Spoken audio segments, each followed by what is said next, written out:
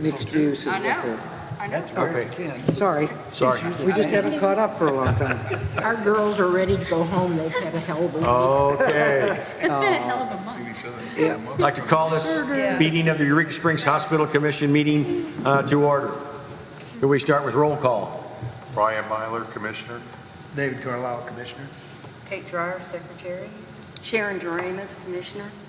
Barbara Dix, Vice Chair. Kent Turner, Chair. Sandy Martin, Commissioner. Angie Shaw, CEO. Cynthia Asbury, CFO. Thank you. Everybody's present and accounted for tonight. You should have gotten copies of the minutes. I would entertain a motion to approve those minutes. So moved. Do I have a second? Second. Oh, any discussion? All those in favor say aye. Aye. Any opposed, same sign. Minutes are approved. You should have gotten a copy of the agenda last Friday. It's not too exciting. I would take a motion to approve the agenda. Motion to approve the unexciting agenda. Do we have a second? I second the motion. Second? Second. Any discussion? Any changes or additions? Looks exciting. Hearing none. All those in favor say aye. Aye. Any opposed, same sign. Agenda is approved. We have no members of the public here tonight, so we don't have any public comments. Committee reports, it has been crazy. I've been to Washington, D.C. and back, and we haven't had a meeting in several weeks, so I have nothing to report from the Finance Committee. Anything else? Nope. Okay. Hospital expansion update. I am gonna spend a few minutes on that.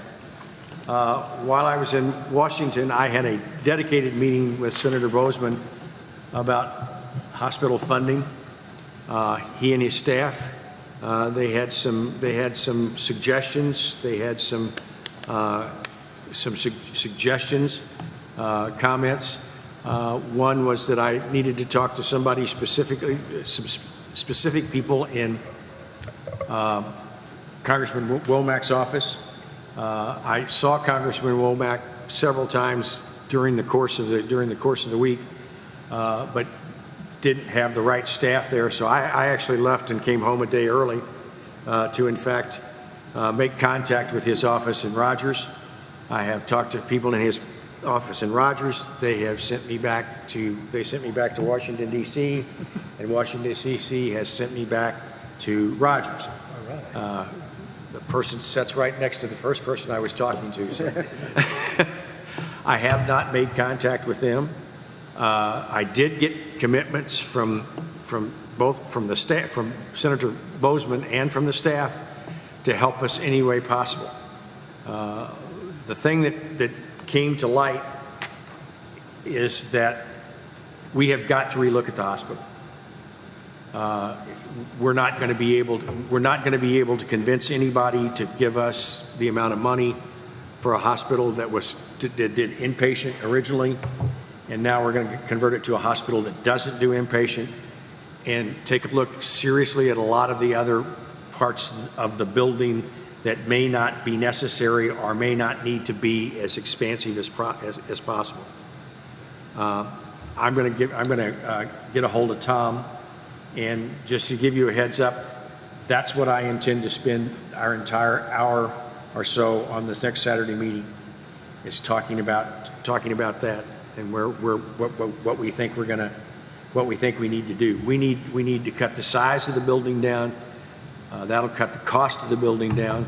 I really appreciated what the people from KU did, except their hospitals were almost double what we already had, with all kinds of rooms that I had never even anticipated, like student rooms, and I don't want to take away from it. They did a fantastic job. The designs were incredible, but we may be able to steal some ideas out of those. For instance, one of them had a really good telemedicine room, and we may be able to steal some concepts from them. But I think we need to sit down and talk about really what we think we have to have, and then get the architects back in gear and take a look at it. I don't feel comfortable asking for $53 or $54 million for a hospital when I know in my own mind, and I'll give anybody here a chance to talk, when I know in my own mind that there's a good percentage of that hospital we don't need it. I think that's realistic. I just, That's realistic. I think we need to focus on, I get lots of comments from both Bozeman's folks and Womack's folks about clinics. So I think we need to focus on external clinics and room for external clinics. But then beyond that, we need to get rid of all of the frill. But an external clinic on the facility. On the facility, a space that could be used for different types of external clinics. That's kind of a different thing. We can get some revenue off of that from signing contracts out to other doctors. They have their own staff. We don't have to worry about their staff. All we're going to do is provide a very nice facility for them. But there again, I don't want to spend hours talking about that tonight. I mean, I think we just need to sit down and really go through that on our next Saturday workshop. I wasn't overly optimistic, but I wasn't totally put off. Bozeman has been the way he has always been. He looked at his 3 staffers that were there and he said, help these people get that money. And then he told 2 of them, I want you to go to Eureka Springs and see the hospital. So, we still got, I've kind of given up on the ARPA money because ARPA money has to be used or it goes away by the end of the year. So, but that doesn't mean we can't still work on the state. So, it was worth the time, and I'll tell everybody it was worth the time, and I charged the hospital $44 because they had to take. I couldn't in good conscience charge it to the realtors, which is why I was there in the first place. And so I charged them for my Uber ride to the Capitol and back. He thinks the commission ought to pay Fair. Uber rides? It's a long walk from where I was staying to the Capitol. I was staying down by the White House. And we certainly wouldn't want our commissioner getting bugs. So. Well, I didn't want to rent a car because they have their car charges are going through the roof. Angie, with that, I'll turn it over to you. All right. Okay, I did leave a copy of my CEO report for everybody. So, under clinical operations, over the past month, we have seen some change within the organization. One big change that's coming up is our CNO, Larissa, will be leaving us. She is leaving us for a new adventure. This is her last week. Friday is her last day. We have hired her replacement. Her name is Jessica Petrino. She is an RN, and she has been training with Larissa now for a couple of weeks. I feel she has some vast experience in education, and I think she's going to be a great fit with our team and community. She, as Larissa puts it, way smarter than her, and and she says we did a good job bringing her in. I said there's no one that can fill Larissa's shoes, but I'm glad Jessica's a part of our team. We currently do have a new contract pharmacist. Her name is Valerie. She is with us for at least the next 6 weeks so we can fill that position. We're currently advertising, had a couple of interviews, and we're still working through that process. This past week, the Arkansas Department of Health appeared at the hospital on Tuesday. They came in to do an audit due to some complaints that they had received regarding our facility. They did complete a complete investigation, and I'm happy to say those complaints were unfounded. During their investigation, they did uncover a few minor deficiencies that were corrected at the time of the finding. We should be receiving a report from them within the next few weeks. Once we receive that report, I'll have 10 days to respond, and we will go from there. Honestly, I feel the audit went extremely well. I've been through a few of them, and they found maybe 5 or 6 little minor things, like I said, and they were corrected on the spot. And honestly, this is the first audit we've had since 2019, so. Always look at them as an experience and to improve our current processes. Business office, of course, you all know that Cerner Go Live occurred on April 15th. We've actively been using the new system for over a month now. It's hard to believe I can say that out loud. There have been some learning curves. I feel the transition has gone well. We're just working out some of the kinks. We will start to implement some post-go live applications over the next 6 to 8 weeks. Most of those are catering to our state reporting.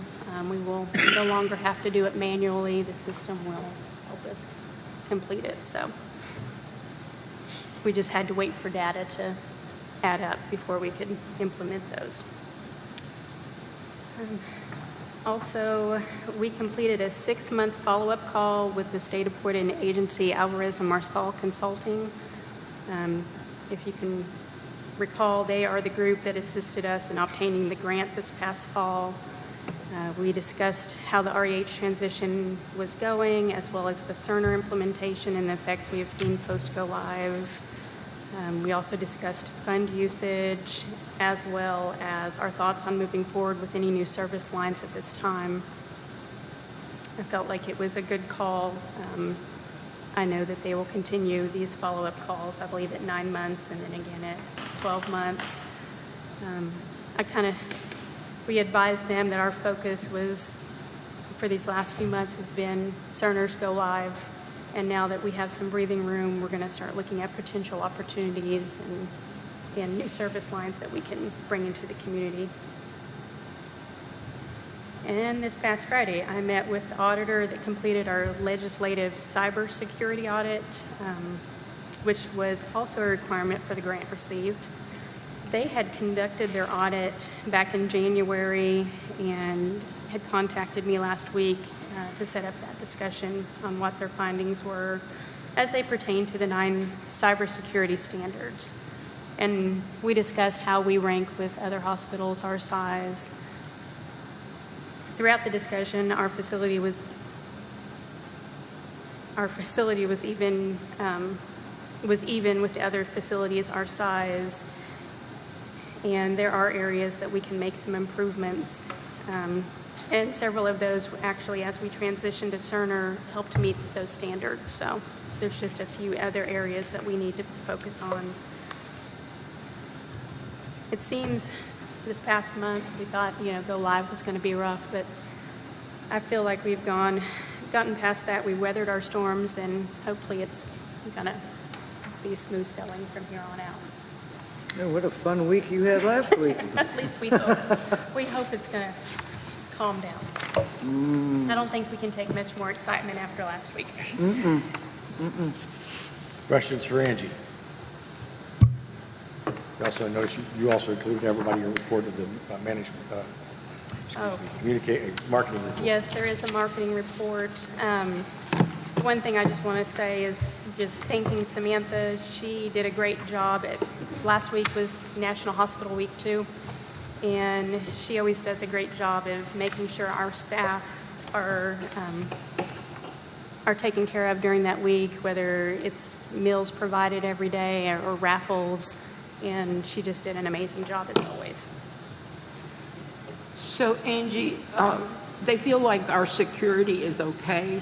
Yeah, there's some so when they do their cyber audit, this group is not used to doing hospitals. This is the first time they've ever audited hospitals, and it's just the hospitals that have all received this grant. So they audit us more like a tech company than a hospital. So there are things that we don't have in place that tech companies would. And so they want us to look at how we can bring some of those items in-house to help. Well, I do believe cybersecurity is probably up there as important. Yes, yeah. And the areas they wanted us to focus on was just ensuring that we have some policies and procedures in place. There is a tech component, and I don't have it in front of me what the name was. He said no hospital has ever had this in place, but they would like us to look at it. Okay. Anything else? Okay, I'm going to turn it over here to Cynthia in just a second, but she doesn't have a balance sheet in a financial, in an income statement. And I'm telling you, I'm not surprised by that. So with everything that's going on, and I'm going to say from a financial standpoint, Angie's told you what she had going on, but from a financial standpoint, we've got the 2023 audit going on also. Add that. Yes, I forgot to add that. That was the last couple of weeks too. which has already required a couple of meetings of me. So, and I'm sure 150 for Cynthia. Okay, Cynthia. So yeah, we don't have an income statement balance sheet. We've been working on getting the files integrated from Oracle into Multiview, which is our financial component of the new software. So it was just a lot of testing and scripts and getting everything all the bugs of that worked out, making sure everything was hitting the correct general ledger balances, and working through those details. So there is not an official one because I still feel that there was some of the patient accounting and charges were not hitting the correct payer source buckets and stuff like that, which we took like a 10,000 GL account, and we had to map them all out correctly in the new system and saying, when you see this number, put it in this bucket, this number. So there's just a few of them that are off, and we can but we just got to go back and update those. So I will make sure we have one in June, and I will also give a May one or April one when I do the May financials as well. So I do have the bank account balances there for everybody. We were down just about 1%, which is honestly a good improvement from where we've been. And like I say, because I know the updated March financials showed about just a $60,000 loss once everything all the two systems came together, everything mapped out on the system correctly. So that, amount is probably about correct with where we probably had about that much loss, I would say, for the month of April as well. So. Question on that, Cynthia? Yes. Pardon my ignorance. No. What is the lockbox account? That is, the lockbox account is where all of our deposits from insurance companies go. Okay. So that's just where any of our EFTs go, and then we transfer them Thank you. into operations or the money market. And So the CMS money's now going into the bank accounts, right? yes.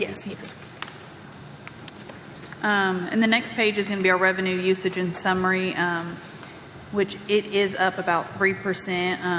I don't think overall our volume has not went up, but part of this, I think, is we're seeing an increase in our charge capture already just in the half a month. We used it in April. So, I can say that because when I plugged these numbers in and half the month was MedHost and half the month was Oracle and equaled them out here, it was definitely a difference. You can see an increase, whether it be we've updated some of our pricing for some of our things to be more in compliance and alliance with CMS standards, and just being able to truly an updated system that allows us, that's smart. So, and I think we will only see that number actually increase with the full month of it on the books for next month. So, and then like Kent mentioned, we have been doing our Forvis audit for 23. I think there's just a few things we're just back and forth on just some of the final checks and balances. But I think it'll be probably, August is the rough estimate of when we should have that financial report, best case scenario. So, But we did have the highest emergency room this year so far. Physical therapy, look at the growth there. I've seen it. and part of Also, that, looking at the physical therapy, that's a Yeah. nice jump. Yeah. It's because we're open for business. That helps, doesn't it? yes. And we're Yeah, seeing- with the ER, I can definitely say we have seen a lot. Just being able to capture procedures a lot more. There is still some of this we're catching on a daily basis, and that's where internally each department does review their charges, make sure everything's correct. So, it does across And our clean claim rate. yes, our clean claim rate has already doubled and some days it's been more than double of what it was with our old system. So that's how clean our claims, the cleaner the claims, the quicker we're gonna get reimbursement. So if they're going out, they're just moving right through the system, straight to a payer, and average reimbursement time, turnaround time frame is about 10 to 15 business days. So we were at 81 to 89% just since go live, pretty much most every day, so. Why do you think the pharmacy is down? Part of the pharmacy, I will say, is down, is more on the lines of there was certain medications and updating, I think, within pricing structure to truly match and have a defendable charge master across the board. In MedHost, there were just random prices where we had the charge master audit back in January, got the findings in February. We made the decision to fully implement that only in Oracle, so we weren't trying to plug it into two systems. And there was a lot of just, I like this price, I'm plugging it in. So this way, everything is at 2.5% markup from what CMS Medicare reimbursement is. So there was a big change, honestly. And that department was probably the one that went down, where most of the other ones did go up with their charges, so. Yeah, and a lot of drugs we pulled off the formulary in general because they no longer fall under the REH model. Oh, okay. So aligning more with our services and making sure we have reimbursable, because hitting here on the revenue and usage and being able to bill it out is one thing, but when you see the reimbursement on the opposite side and there's a lot of line item denials for certain things, then that's kind of a flag that we need to. So is it safe to say that we can sort of look at April as kind of our first benchmark month? I'd definitely say so, yeah, and we will have some more metrics as we daily are plugging them on a spreadsheet for Oracle to kind of look at our billable revenue month over month compared to we took an average from December, since that's when we went REH, through March, and comparing that over month, each department as a total and everything else, so we will be able to pull that in as well. So Okay, thank you. trying to make sure we don't miss anything, and our average daily revenue reimbursement, I mean, we've met or exceeded it every day, which was about a $28,000 average, so. You know, I will say that when Cynthia came on board, we were behind, a year maybe in some of our claims that had aged out. And you can't imagine what those two ladies have done to make us what we are today, and we're just going to get better. But she's pulling her red hair out because $100,000 that MedHost didn't do.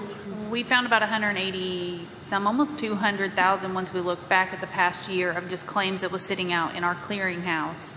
So that's kind of the middleman between us and the payers that kind of sends our claims out, and they either get a remittance saying, hey, payer, something's wrong with the claim, whether it be an ID or we don't like, this charge code, whatever it is, and that they weren't really worked down. And thankfully, we've had a great partnership with SSI, which is our clearinghouse.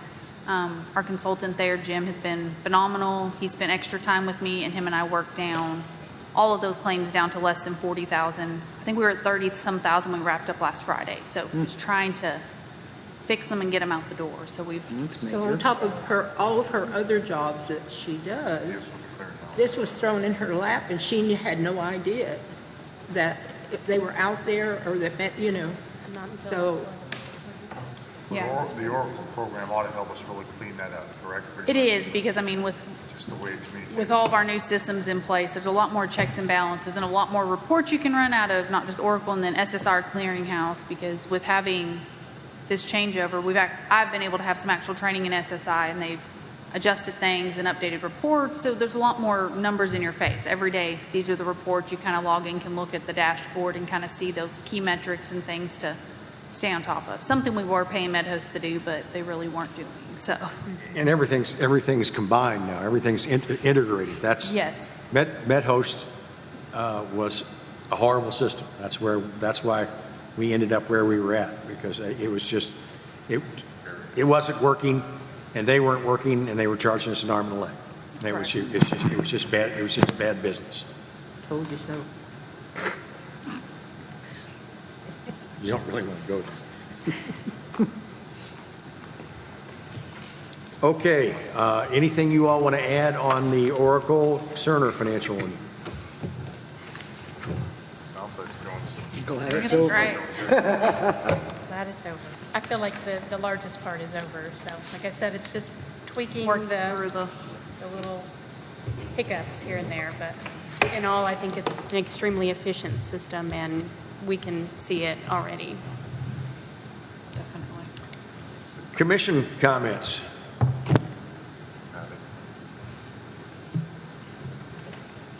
I'm good. Second what Barbara said. What's that? Just second what Barbara said. And I'll triple that. We're very fortunate to have a good leadership staff. I don't really think I have anything to add tonight, other than the fact that, I always have something to add. Other than the fact that I never dreamed I would go to the hospital as much as I go to the hospital, but on the other side of that, I know how much these people do and how much everybody's done. And the staff is still, I think, for the most part, is still in good spirits. I had to take my husband to the emergency room recently, so I got firsthand experience of what goes on there. And everybody seemed to be working quite well together. And so I continually thank all of those people. They do a tremendous job, and I really appreciate it. Next workshop meeting is on June the 1st at 12 noon at 25 North Street. And the next regular meeting is on June 17th, 2024 at 6 p.m. here. Is there anything else that we need to bring up for the good of the organization?